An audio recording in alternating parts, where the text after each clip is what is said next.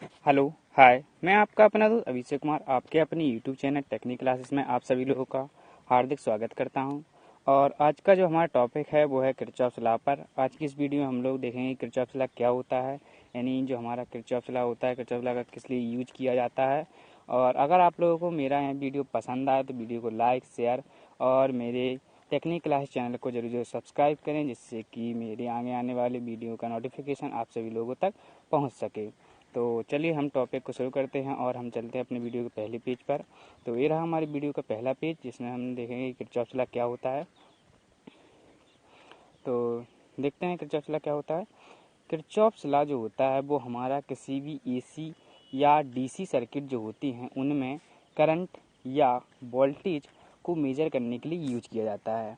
ठीक, अब हम देखते हैं कि जो हमारा किरचॉफ लॉ होता है वो कितने प्रकार से यूज किया जाता है, यानी जो हमारा किरचॉफ लॉ होता है वो कितने प्रकार का होता है। किरचॉफ लॉ हमारा बेसिकली दो प्रकार का होता है। पहला जो होता है वो होता है किरचॉफ का धारा नियम, यानी कि जिसे बोलते हैं KCL, Kirchhoff current law, Kirchhoff current law. अब हम दूसरा समझते हैं। दूसरा होता है हमारा किरचॉफ का वोल्टता नियम, जिसे बोलते हैं केवीएल, यानी किरचॉफ वोल्टेज लॉ। तो एक एक करके हम दोनों को समझते हैं। पहला है केसीएल। केसीएल क्या होता है? केसीएल क्या होता है हमारा? किसी भी जंक्शन, अगर कोई हमारा जंक्शन है, किसी भी जंक्शन पर मिलने वाली, एक जंक्शन है, किसी भी जंक्शन पर मिलने वाली धाराओं का जो बीजगणितीय योग होता है वो शून्य होता है। यानी कि जो हमारा केवीएल होता है, केवीएल केसीएल होता है।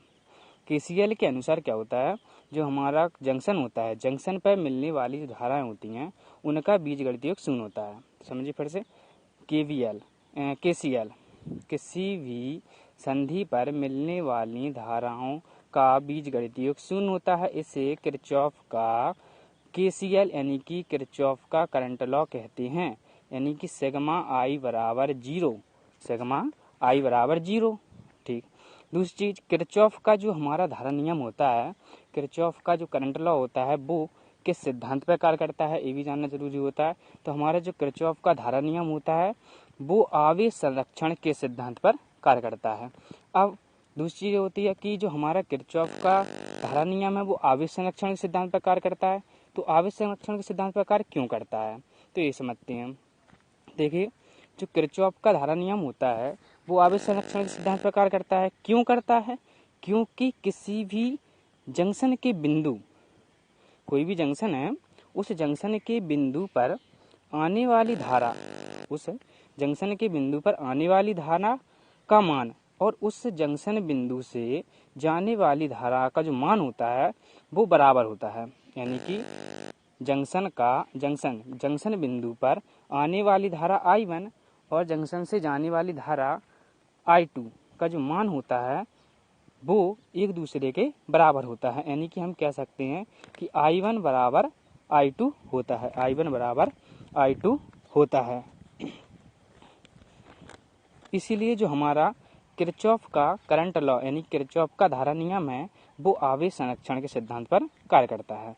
तो चलिए हम अपने वीडियो के अगले पेज पर चलते हैं। तो ये रहा हमारे वीडियो का अगला पेज। अब हम देखेंगे कि किरचॉफ लॉ को कैसे, यानी किरचॉफ का धारा नियम होता है केसीएल होता है, केसीएल को हम एक क्वेश्चन के द्वारा आप लोग समझाएंगे कि किस तरह से उसे किसी भी सर्किट में लगाकर हम करंट की वैल्यू को फाइंड आउट कर सकते हैं। तो ये रहा आपके सामने स्क्रीन पर एक प्रश्न। तो प्रश्न को समझते हैं पहले, फिर उसके वैल्यू निकालेंगे करंट की। पहला, दिए गए जंक्शन, क्वेश्चन क्या है? क्वेश्चन है दिए गए जंक्शन के लिए विद्युत धारा I4 का मान एम्पियर में क्या है। यानी क्वेश्चन फिर से समझिए एक बार, दिए गए जंक्शन के लिए विद्युत धारा I4 का मान एम्पियर में क्या है, जिसके लिए हमने साइड में एक चित्र बनाया हुआ है और उनकी वैल्यू भी लिखी हुई है। वैल्यू क्या है? उनकी वैल्यू है I1 बराबर 4, I2 बराबर 2, I3 बराबर 3 और I4 की वैल्यू हमें फाइंड आउट करनी है, I5 बराबर 8 और I6 बराबर 7।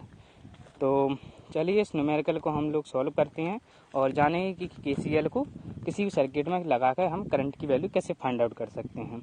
तो हमारा जो केसीएल था यानी किरचॉफ का करंट लॉ था वो क्या कह रहा था, वो कह रहा था कि किसी भी जंक्शन पर आने वाली धाराओं का योग और उसी जंक्शन से जाने वाली धाराओं का जो योग होगा वो एक दूसरे के बराबर होगा।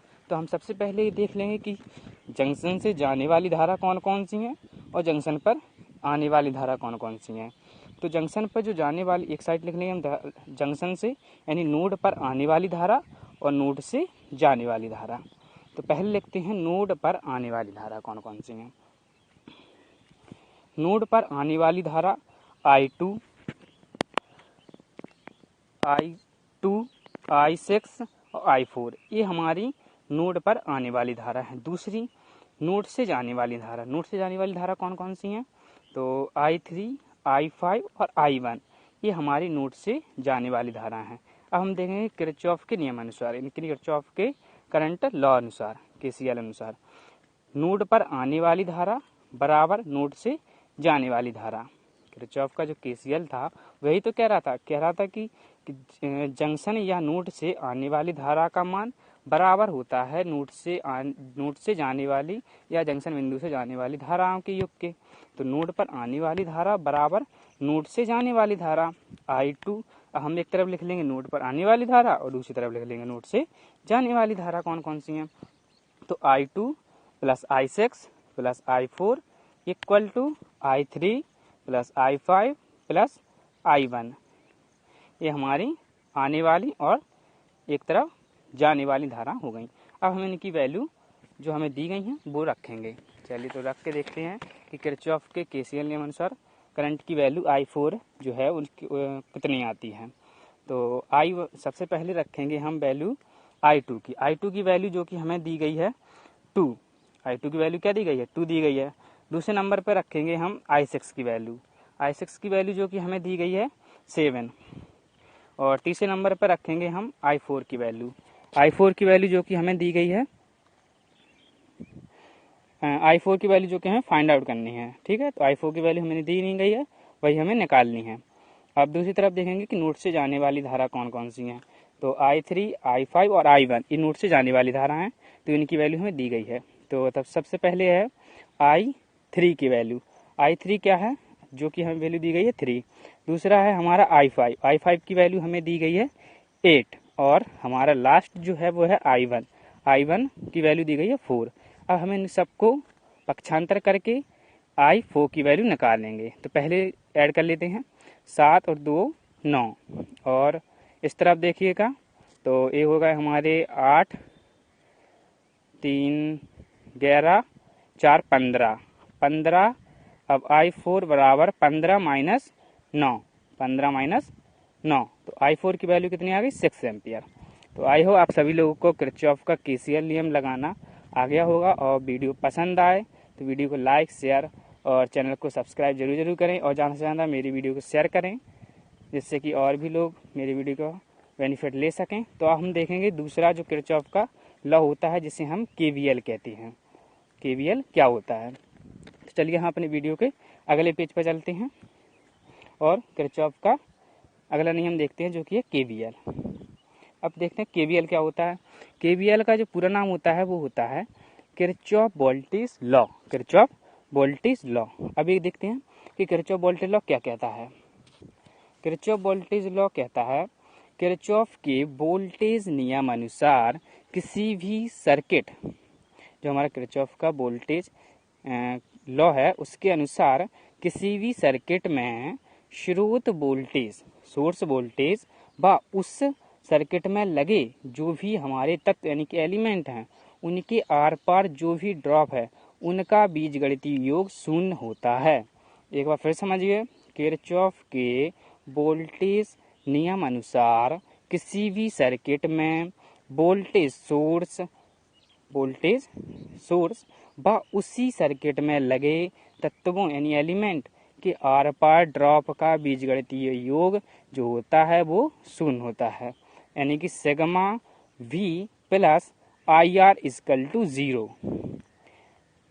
क्या होता है, KVL बराबर होता है sigma V plus IR equal to 0। अब हम देखते हैं कि जो हमारा किरचॉफ का दूसरा नियम था वो आप सभी लोगों को समझ में आ गया होगा।